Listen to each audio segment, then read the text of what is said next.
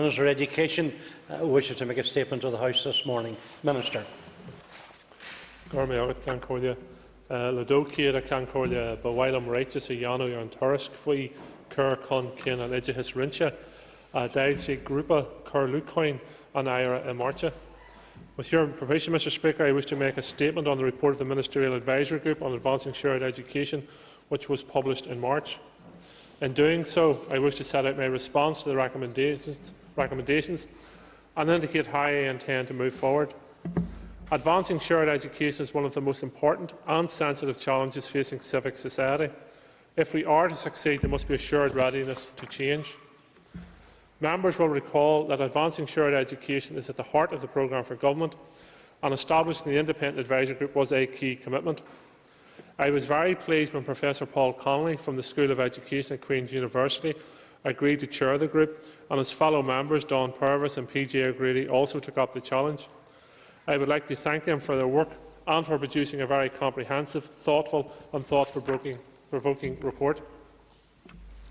I would also like to thank everyone who engaged with the group for their contributions. In debating the report, let us remind ourselves of why sharing is important and what we are trying to achieve. My starting point is the educational case for sharing, to contribute to raising standards, tackling underachievement and creating a better society for all. In planning for the future, we need to address a key question: what sort of schools do we want? We have many different types of school, each proud of their identity and ethos. I know from my visits how much parents and communities value those schools and how passionately they care about them. So having that choice in our system is a strength. We need now to build on that with confidence that a shared education system is inclusive of all and marginalises no one. But, Mr Speaker, choice can't be at the expense of good education. Our schools need to change, and greater sharing is part of that change. We have too many schools that cannot, by themselves, provide the rich, high-quality educational experience that our children need and deserve. To make that change, we must actively plan for shared education. That means we must also move away from planning by competition, schools versus school and sector versus sector, in a battle for scarce resources. As Minister, I see far too many development proposals that are written as if the school up the road doesn't exist. That has to change. We know that parents and children want quality, high-performing schools in their local communities. The parents and communities that I meet are up for sharing. They want choice, but they are not asking for separation. I believe that the vast majority of parents put quality first. They will choose shared local schools if they provide a quality education. Ta an Inish an, the evidence is there. The Lissanally complex has fired the imagination of the community in Omagh and is a game changer in terms of how we plan education. I have seen other good examples of communities in the Moy, in Fermanagh and Ballycastle coming together to look for shared solutions and finding new ways of ensuring access to good local schools. So shared education is not a bolt-on or an optional extra. It is fundamental to delivering good schools and central to my vision that every learner should achieve his or her full potential. Mr Speaker, good education comes first, but equality and good relations add to the case for change. Choice can't be at the expense of good education. Neither can it be at the cost of separation by religious belief, socio-economic status or educational needs. Such separation is bad for children and bad for society. Separation is damaging, unnecessary and avoidable, and society has the power to change it if the will is there. In higher and further education, sharing and integration is already the norm. Why should schools be any different? We have sharing in preschool education and youth services. We have integrated schools, naturally shared schools, and many other examples of good practice in schools working together. But we can and we must do more. Sharing must become the accepted reality at every stage of education, from early years to postgraduate study. There is also a persuasive equality case. We have good schools serving children of every religious faith and none. Today, no child is denied a good education because of their religion. However, the same cannot be said for socio-economic status. We know that children living in lower income brackets are at a much higher risk of educational underachievement. Members are familiar with the standard measure. Our aim is that every child should leave school with at least 5 good GCSEs, including English and Maths. Today, only 34% of children entitled to free school meals achieve that. For other children, the figure is 68%. So a child from a lower income bracket is at double the risk of underachievement. That is unacceptable, and we must change it. We also know that academic selection is a barrier to children on free school meals and from lower income families. Just over 7% of children in grammar schools are entitled to free school meals. For other post-primary schools, the figure is 28%. So poorer children are more likely to be rejected by a grammar school. Is that what those schools want? Only they can answer that question. But segregation by parental income is a reality that we cannot ignore. Members know my views on academic selection, and I will say more of that in a few moments when I turn to the recommendations contained within the report. But whatever happens in relation to selection, we need greater sharing across the socio-economic divide. Concordia, I am sometimes accused of having an anti-grammar agenda. Well, let me put on the record once again, I do not. I have an anti-academic selection agenda. But I offer this challenge to grammar schools. Educate the whole community, not just a part of it. Across the world, the best performing education systems combine excellence with equality of outcomes. In other words, almost all their pupils achieve high standards, not just a few. That must surely be our goal too. Bringing all of that together, it's clear that sharing brings educational benefits, sharing builds respect for diversity and good relations, sharing builds equality, and sharing builds a confident community. So my vision is one of education without barriers, good schools where children learn, grow and develop together, schools where sharing is the accepted normality. Shared education can and should involve in every type of school. It's about developing local solutions to local needs, not one size fits all. It's a challenge to all, but a threat to none. Every school can share, and I challenge every school to ask itself, what more can we do? Before turning to the recommendations within the report, I want to talk about the relationship between shared education and the integrated sector. Let me make it clear, they are different routes to the same objective. The right model is the model that enjoys the support of the local community.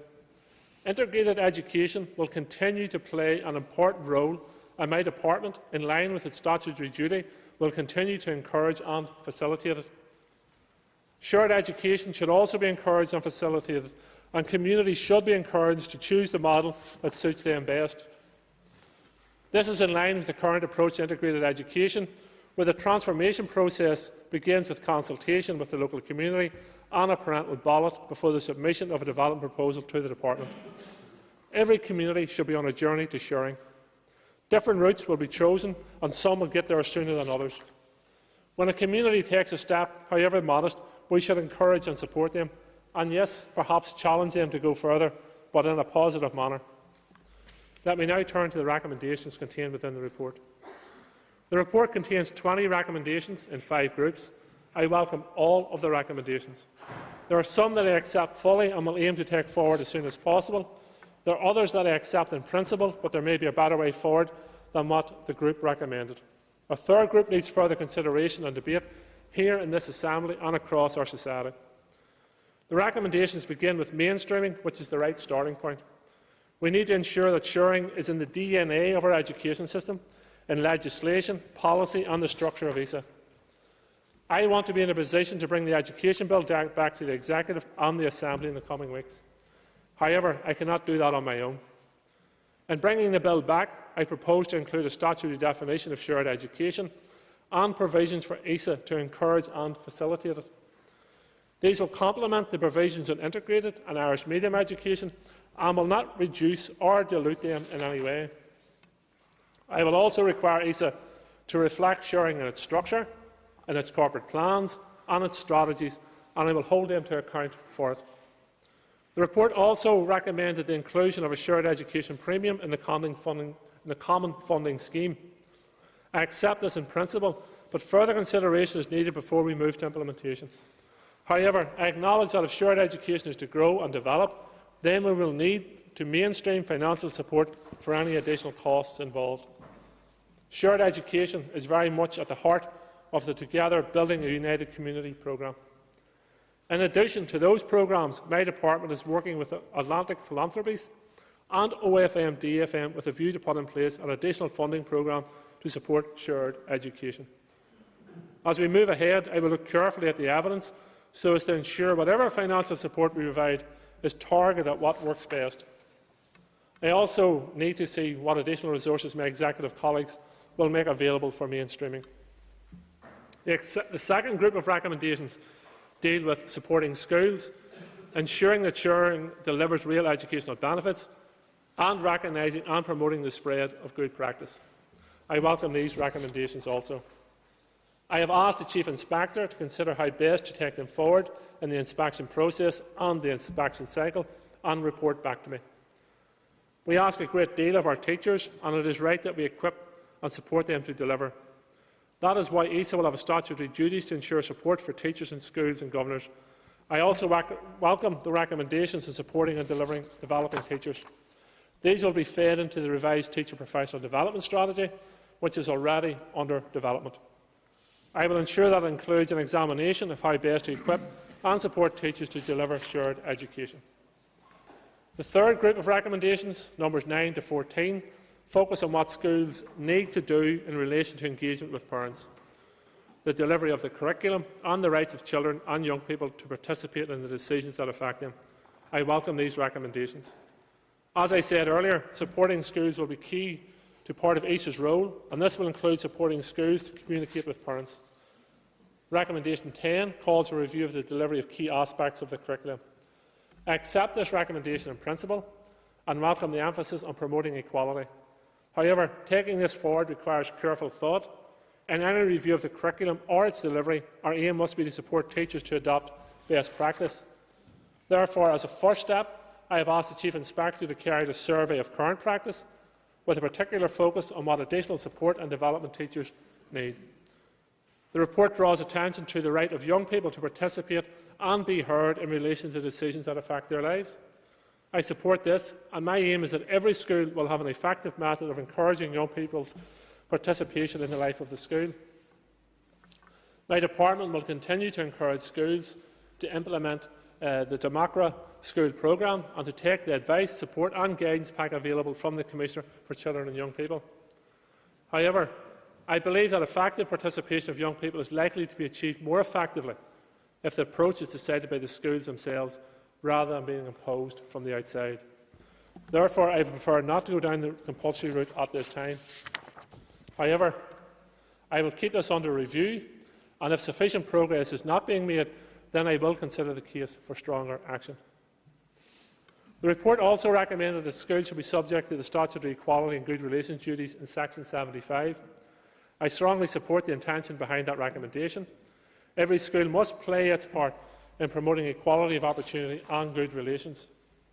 Every school must tackle discrimination and bullying, whether it stems from religion, sexual orientation or any other aspect of a young person's identity.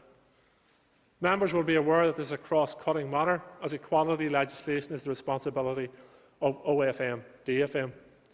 I want to discuss recommendations 12 and 13 of the report with my executive colleagues and consider how best to give effect to them. Using Section 75, which sets out minimum requirements, may be one option. However, there is nothing to stop us from enhancing our equality duties so as to ensure better policy making. Another way may be to adopt the approach used in England, where schools have to set clear objectives for promoting equality and are held to account for their delivery. Whichever option we choose, I want the emphasis to be on action, not on bureaucracy. Recommendation 14 deals with special education. It calls for the development of effective models of collaboration between mainstream, special schools and educational support centres. One of my priorities as Minister has been the building of an inclusive educational culture, both within and between our schools. Therefore, I strongly support this recommendation. However, it would be wrong not to acknowledge the work already being undertaken in this area. The current special educational needs framework already promotes inclusion, ensuring wherever possible that children and young people are taught in mainstream schools. This will remain a fundamental tenet of the work being taken forward as part of the SEN and Inclusion Review. That being said, where a child's best interests are served by attendance at a special school, that option will of course remain open. In terms of the collaboration across sectors, special schools are full and active members of the area learning communities. This is essential to provide opportunities for pupils to learn and grow alongside their peers in special and mainstream schools. Going forward, I will ensure that shared education projects and shared education campuses will include special schools where that demand exists. Arville East Special School will be taken forward as part of the Lisson East Shared Education Campus, with the construction of the new Arville East School and Resource Centre commencing next year. The fourth set of recommendations deal with area planning 15 to 17, which will be central to the delivery of shared education. Concordia, I will make it a priority for my department to bring forward guidance on a range of sharing options that schools and communities may wish to explore, clear practical advice on how to bring forward a development proposal for sharing, and guidelines on the development of area plans to ensure that shared education is encouraged. Recommendation 16 calls on my department to meet parental demand for different types of schools. I accept that recommendation in principle with one important caveat. Any proposal for a new school must be sustainable and capable of delivering high-quality education for the pupils it serves. Let me say clearly what I want to see. I want to see collaboration, not competition, sharing, not duplication. Recommendation 17 calls for it to make it easier for a school to transform its ethos from one type to another. I am pleased to say that the Education Bill already provides for this. Every school will be able to decide its own ethos and set down its schemes of management and employment scheme.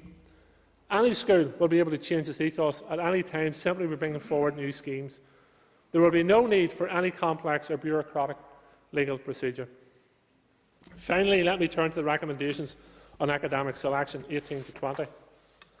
It will surprise no one when I say that I welcome and strongly endorse them. Some people have criticised the group for including these recommendations. They claim they are nothing to do with sharing. Those people are missing a very important point. Sharing means education without barriers, without segregation. The group's advice is very clear.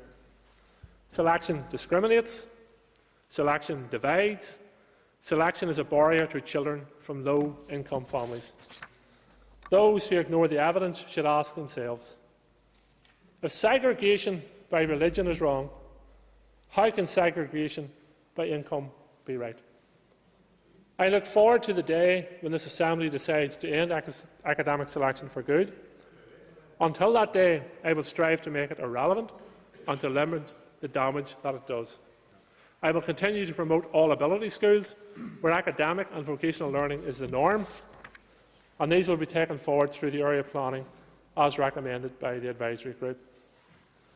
In conclusion, Concordia, the report asks us all to think differently about delivery of education. It reminds us that sharing begins with respect for diversity and the right to equality. It asks us to put the needs of young people ahead of interests of institutions. It challenges long-held assumptions about what is possible. Through sharing, we all benefit and no one loses. Sharing means celebrating diversity, not undermining or hiding it. Educational ethos, like language and culture, should be used to build bridges, not barriers. Mr. Speaker, our education system should be enriched by diversity, but not blighted by separation. Mullum and Tuirisk, Shahig and Chunnell. I commend the report to the Assembly. Mervyn Story, Chair of the